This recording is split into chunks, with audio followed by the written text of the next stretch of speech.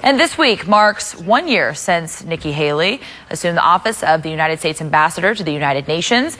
Today, Haley spoke at the UN Security Council meeting, stressing that the U.S. wants to work to create a better future for both Israelis and Palestinians.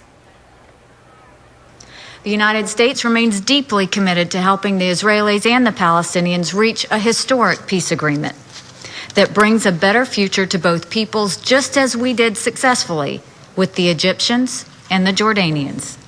And our Dawndy Mercer Plank was invited to fly to New York City to spend time with our former governor and see firsthand her new role. She joins us live in front of the United Nations in New York City. Hey, Dawndy.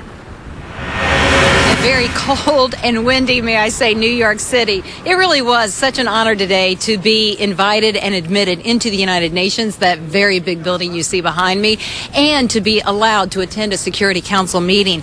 Now, the subject today was a monthly Middle Eastern discussion. It's quite fascinating to see in one room so many representatives of our world. In addition to the obvious differences in our looks, there is just a cacophony of different sounds filling your ears with all the countries represented. The one harmonious factor in this international organization is its mission to create and maintain international peace and promote human rights.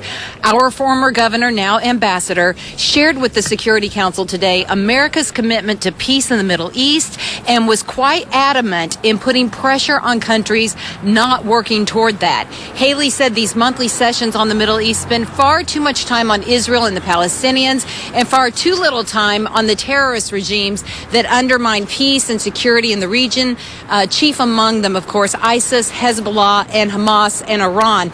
Now, later this evening, I'm going to bring you more from today's Security Council meeting and what was talked about and what Haley calls the single most critical element to achieving peace. She said, definitely security, borders, refugees, and settlements are extremely important, but there is another element that Haley says is most essential. That's coming up today on the news at 5. Live right now, and again, a very cold and windy New York City in front of the United Nations. Dawndy Mercer Plank, WIS News 10.